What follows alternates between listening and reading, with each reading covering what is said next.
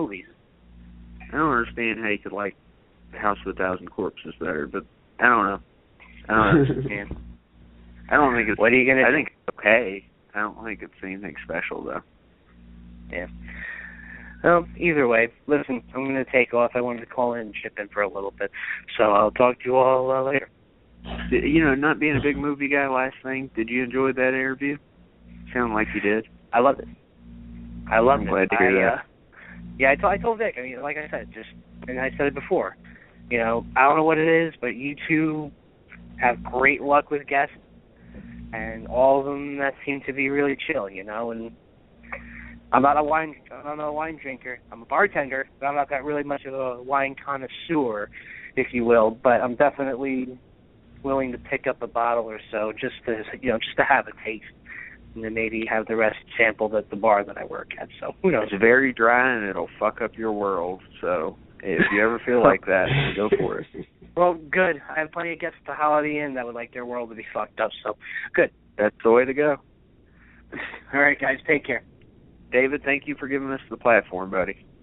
No, not a problem. You kill it. Thanks. And that was the good man, David, who makes this all possible. Vic, you know, 10 years from now, when we think back about these interviews, whether this show's around or whatever the case may be, you know, we're going to have to give some credit to David, who deserves a lot of credit for giving us this platform to do these good interviews. And I'll pat myself on the back for the interview. This is one of those rare occasions where I actually set up the guest and everything and made it happen. So for once, I'm going to take a little credit on that end. That does not take away from Vic's Jeff Burr pool, from Vic's Adam Green pool. Although in the horror genre, I'm, 3-2 right now? I don't know. You failed us on My Bloody Valentine. I did, but who cares? But yeah, man, yeah, it's all good, man. And you can have all the credit in the world for this one because Adrienne came on and absolutely crushed everybody and killed it, man. She was so awesome. Like, I just want to go back and listen to it again to see if I missed anything. I'll go back and listen to it tomorrow because there's a lot of information in there that I thought was really interesting, and she comes from a perspective that not a lot of people have, even Jamie Lee Curtis. And you know, the only person that I've ever heard about a stalker a well-publicized stalker was Danielle Harris. Harris, yeah. Yeah, and the thing about that was that this was after the stalker laws. That was something interesting she talked about, was stalker laws, that there were none until like 86. Yeah, I was actually confused about that. I thought it was always a bad thing to be a stalker, but... I mean, I guess, you know, it's one of those things where it's like no harm, no foul is how they felt. I mean, because nobody was actually injured. They didn't think about the psychological side of it. Because, I mean... Yeah. That's got to be fucked up. I mean, she talked about this in the Crystal Lake Memories. And by the way, next week, for anybody who tunes into the Fridays 13th podcast that we're going to do, I'm not going to do a lot, probably too much trivia on it, because you can just go back and watch Crystal Lake Memories or His Name Was Jason or 800 other things that you can get all that information from. But she actually has talked about in the past how, I mean, I think this guy pulled a gun on her at one point. I mean, it'd be easy to be fucked up over that.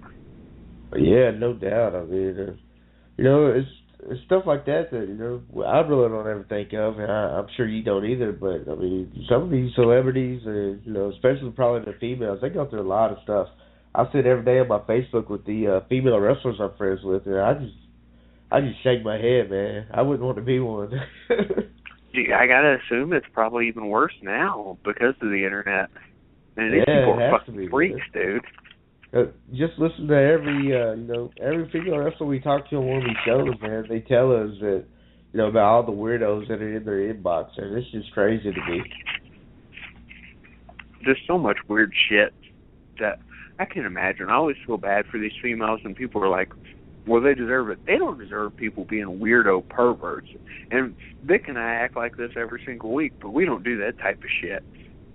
Yeah, I mean, I may be a weirdo, pervert, whatever, but I'm not all up in their inbox, you know what I'm saying? That's just crazy. We keep it in-house.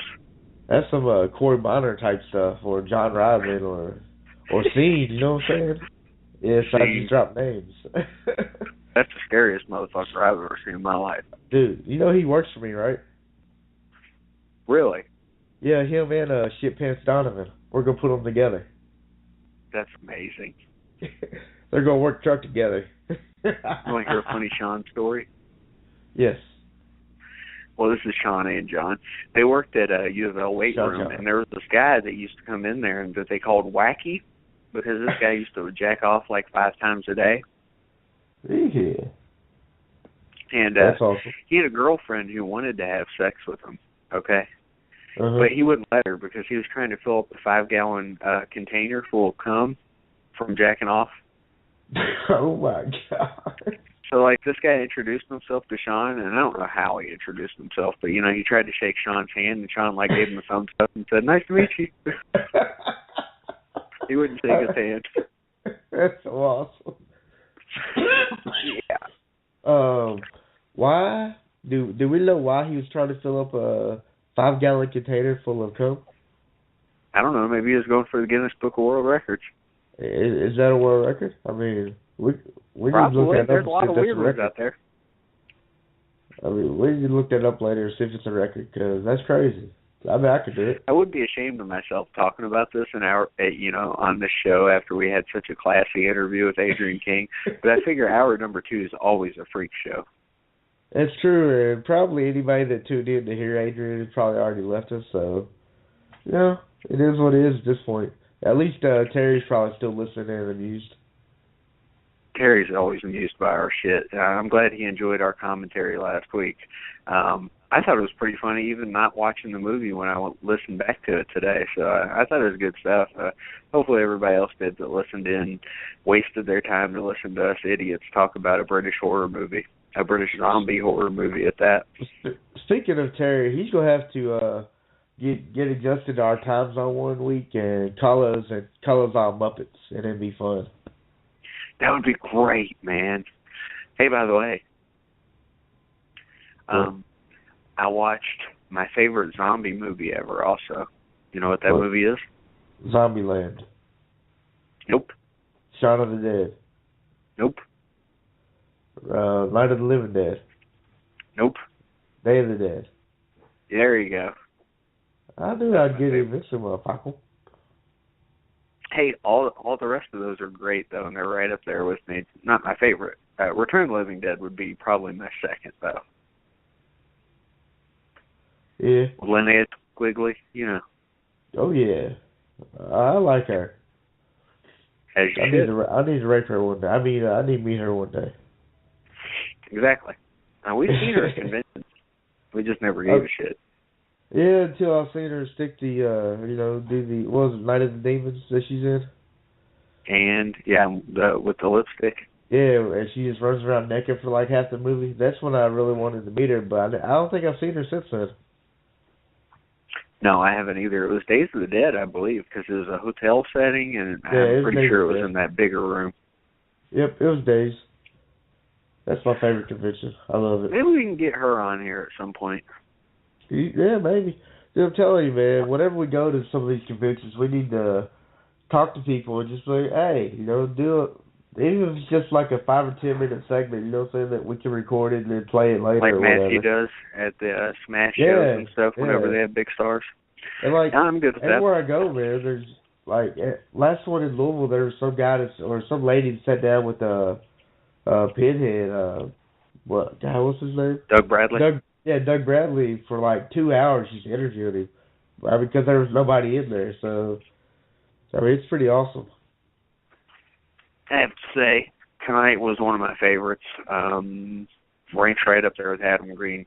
Nothing against Jeff Burr, Zodiac guy, Jeff Mudgett, any of the other guys. Just, it's Adrienne King, man. I saw Friday the 13th before I saw any of the other stuff. Oh, I agree. She's probably definitely our number 2 interview so far, right behind Adam Green, because he was just so good. By the way, whenever I was watching Hatchet and I posted on there, he actually liked it. I was watching it, so I was hoping he was going to call in, but he didn't. That's okay. He's a busy fella. Yeah, he's got a new movie coming, or I guess it just came out last month. So I'll go ahead and give it away. I am doing my best which probably won't be good enough to get Amy Steele for our Friday the 13th Part 2 podcast. Unlikely. I tried to get Ari Lehman, the original Jason, for this one. He no-sold me, so I did my best. But, I think we came out better on the other end with Adrienne King. So, I tried to get Victor Miller, and I searched for Sean Cunningham. Neither one of those turned out, so it is what it is.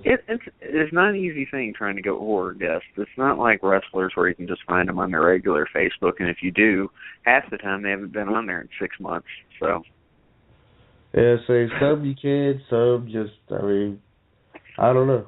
You got to. We do our best for you fine people. And Vic, like I said, years from now, we'll always remember stuff like this. So I think this is a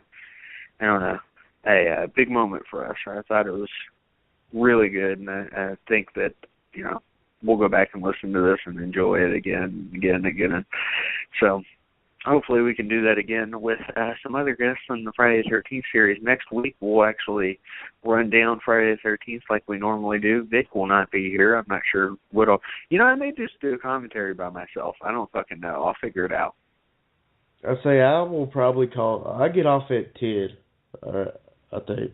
No? Yeah, I get off at 10, so I'll probably call in for the second hour. That sounds good. So whatever you may be doing, I'll just join in. Yep. So I may just do a commentary. Maybe Jared can join me if he's allowed to watch the movie. He probably isn't. So I think his wife beats him. I listened back to that commentary from last week, and I started laughing because I said that. Did you? I don't remember that. I'm a funny motherfucker when I'm drunk. That's all I know. Oh my God. Yeah, I was talking about us being old people and stealing. Yes, I do remember that. Yeah. We're going to take acid when we're 70. I'm looking forward to that when we get old and we're going to be doing fucking horrible shit. Oh, yeah, and it's okay because you can do it when you're old, is what you told me. Yeah, nobody's going to care. Everybody's just going to feel bad for us. Oh, by the way, Terry said he's going to try out your whole raping the X thing and see if it works. Uh-oh. But does that still count like in the UK, or is there different laws? They do have different laws there. I can't tell him a gun law and then tell him, that it works the same here. It's not the same thing.